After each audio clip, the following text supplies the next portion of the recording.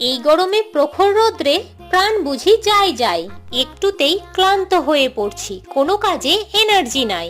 কাজের প্রতি এনার্জি ফিরিয়ে আনতে আর ক্লান্তি দূর করতে চলো আজ পুদিনা পাতার শরবত বানাই। পুদিনা পাতার শরবত বানানোর জন্য পুদিনা পাতা, পরিমাণ মতো চিনি, বিট নুন, জলজিরা, লেবুর রস আর অল্প একটু জল দিয়ে সবগুলো একসাথে মিক্সার গ্রাইন্ডারে ভালোভাবে পেস্ট করে নেব। আমরা প্রায় সকলেই জানি শরীর ঠান্ডা রাখতে পুদিনা পাতা জুড়ি মেলা ভার। ভালোভাবে পেস্ট করে নিয়ে ছাঁকনির সাহায্যে রসটা ছেঁকে নেব আর দিয়ে দেব বরফের টুকরো। ব্যাস, তাহলেই রেডি পুদিনা পাতার শরবত। পুদিনা পাতায় রয়েছে অনেক উপকারিতা। পুদিনা পাতা হজমের সমস্যা কমায়। এছাড়াও পুদিনা পাতার রস আর লেবুর রস একসাথে মিশিয়ে খেলে ক্লান্তি দূর হয়। তাহলে আর করো না দেরি, চলো আজ একসাথে পুদিনা পাতার শরবত করি।